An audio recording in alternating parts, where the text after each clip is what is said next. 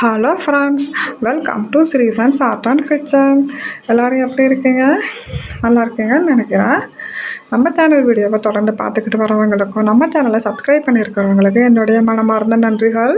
நிறைய பேர் நம்மளோட சேனல் வீடியோவை பார்க்குறீங்க, ஆனால் சப்ஸ்கிரைப் பண்ணிக்க மாட்டேன்றீங்க. ப்ளீஸ் சப்ஸ்கிரைப் பண்ணி வச்சுக்கோங்க. அப்போ தான் நான் போடுற வீடியோஸ் எல்லாமே உங்களுக்கு நோட்டிஃபிகேஷனில் வரும். ஓகே ஃப்ரெண்ட்ஸ், இன்றைக்கி வீடியோ பதிவு எதை பற்றி அப்படின்னாக்கா, நான் ஏற்கனவே ஒரு வீடியோ கொடுத்துருப்பேன். நம்ம வீட்டு பூஜை அறையில் இருக்க வேண்டிய தெய்வீக பொருட்கள், பூஜை பொருட்கள்.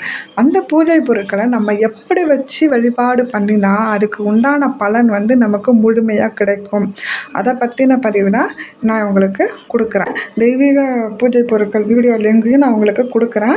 புதுசாக அந்த வீடியோவை பார்க்குறீங்கன்னாக்கா அந்த வீடியோவையும் பாருங்கள், உங்களுக்கு கண்டிப்பாக புரியும். ஓகே ஃப்ரெண்ட்ஸ், வாங்க வீடியோக்குள்ளே போகலாம்.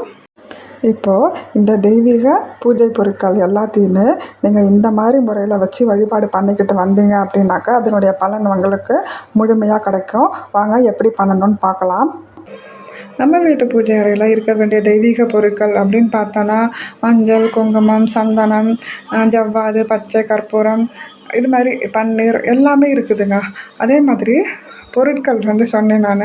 சக்தி வாய்ந்த பொருட்கள் அப்படின்னாக்கா கோமதி சக்கரம், வலம்புரி சங்கு, சோழி, சாலக்கிராமங்கள், அது மாதிரி கடவுளுடைய விக்கிரகங்கள். கண்டிப்பாக விக்கிரகங்கள் இருந்தது அப்படின்னாக்கா நீங்கள் அதுக்கு அபிஷேகம் செய்யணுங்க. தினமுமே நீங்கள் ஒரு நீர் விட்டோ பன்னீர் விட்டோ அபிஷேகம் பண்ணி அதுக்கு மஞ்சள் குங்குமம் வச்சு வைக்கலாம். அப்படி இல்லைனா வாரத்தில் 2 நாள் 3 நாள் அதுக்குன்னு ஒரு நாளை தேர்ந்தெடுத்துக்கோங்க. அந்த நாளில் நீங்கள் அந்த சுவாமிக்கு அபிஷேகம் பண்ணி வைங்க. அது மாதிரி அதுக்கப்புறம் பார்த்திங்கன்னா நான் சொன்னேன் இல்லைங்களா, கோமதி சக்கரம், சோழி, வலம்புரி சங்கு. எப்போவுமே வலம்புரி சங்கை ஒன்று நீர் விட்டு அதில் துளசி இலை போட்டு வைங்க. அப்படி இல்லைன்னா அதில் அரிசி வச்சுட்டு 5 ரூபாய் நாணயம் வச்சு துளசியோ இல்லை பூவோ எது கிடைக்குதோ வைங்க. ஆனால் அரிசி மேலே தான் அந்த வலம்புரி சங்கை நீங்கள் அமர்த்தணுங்க. அது மாதிரி சோழியோ கோமதி சக்கரமாக சொன்னேன். இந்த கோமதி சக்கரம் இருக்குது பார்த்திங்களா, இந்த சுழி மேல் நோக்கி தெரிகிற மாதிரி வைக்கணுங்க. அதே மாதிரி சுழியை மறைச்சி நீங்கள் பொட்டு வைக்கக்கூடாது. சுழிக்கு மேலே கொஞ்சமாக சின்னதாக சந்தனம் குங்குமம் வைங்க. அதே மாதிரி சோழி இருக்குதுங்களா, அதை மேல் பக்கம் பார்த்து பரட்டி வைக்காமல் இது மாதிரி நான் இந்த படத்தில் உங்களுக்கு வீடியோவில் காட்டியிருக்கேன் பாருங்கள், இந்த மாதிரி கவுத்து வைங்க. இது 11 சோழி, சின்ன சோழி இருக்கிறது ரொம்ப நல்லதுங்க. அதே மாதிரி பெரிய சோழி 5 சோழி இருக்கிறது ரொம்ப நல்லது. இந்த வெள்ளை சோழி கிடைக்குது அப்படின்னாக்கா ரொம்ப நல்ல பலன். பழுப்பு நிறத்துலையும் சோழி இருக்குங்க, அதுவும் இருந்தாலும் நீங்கள் வாங்கி வச்சுக்கோங்க. இப்போது ஒரு சோழியை வச்சு ஒரு சின்ன ஒரு விஷயம் நான் உங்களுக்கு சொல்கிறேன். இப்போ இந்த 5 சோழி இருக்குதுன்னாக்கா நீங்கள் அதை நிறைய பேர் இந்த சோழி பிரசன்னம் பார்ப்பாங்க பார்த்தீங்களா, அதில் கூட நம்ம நிறைய பேர் சோழியை போட்டு பண்ணுறது அவ்வளவு கரெக்டான ஒரு விஷயம் சொல்லும் அப்படின்னு நிறைய பேர் சொல்லுவாங்க.